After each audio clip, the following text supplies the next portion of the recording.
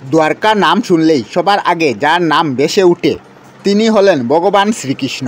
এক সময় ভারতের শ্রেষ্ঠ নগর হিসাবে পরিচিত ছিল, হারিয়ে গেল সমুদ্রের অতল গভীরে। নমস্কার বন্ধুরা, বিধায়কনাথ বাপ্পা চ্যানেলে আপনাদের সকলকে স্বাগত। আর আমি আপনাদের সাথে আছি বিধায়কনাথ।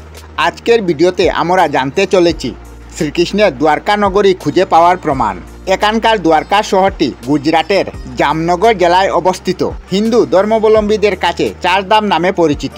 চার তীর্থস্থানের মধ্যে একটি হলো আবার সপ্তর্ষি শহর নামে পরিচিত। ভারতের অন্যতম হলো দ্বারকা।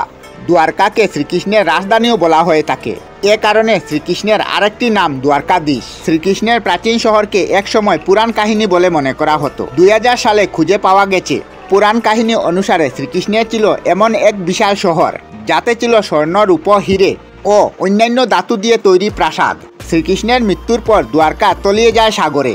বর্তমানে যেখানে দ্বারকা শহর আছে, সাগর থেকে 131 ফুট নিচে অবস্থিত এই প্রাচীন নগরী।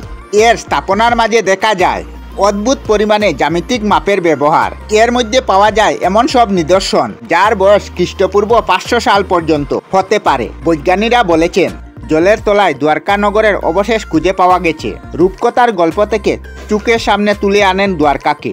এই স্থানে পাওয়া গেছে 110টি জাহাজের অবশেষ, যা প্রমাণ করে এখানে এক বিশাল সমুদ্র বন্দর ছিল, যা আবার মানুষের চোখে ভেসে ওঠে। ভারতের সমুদ্র উপকূলের অনেক শহর ডুবে গেছে, তার মধ্যে দ্বারকা অন্যতম।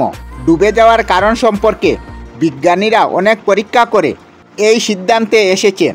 10,000 বছর আগে সমুদ্রপৃষ্ঠ 7,000 ফুট নিচে ছিল।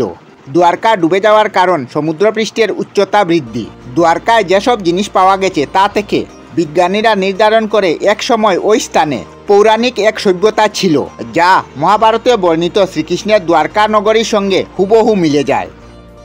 আমরা আমাদের চ্যানেলে সব ধরনের ভিডিও আপলোড করি, যেমন ব্লগ, নিউজ, কুকিং ভিডিও, ধার্মিক আলোচনা ইত্যাদি।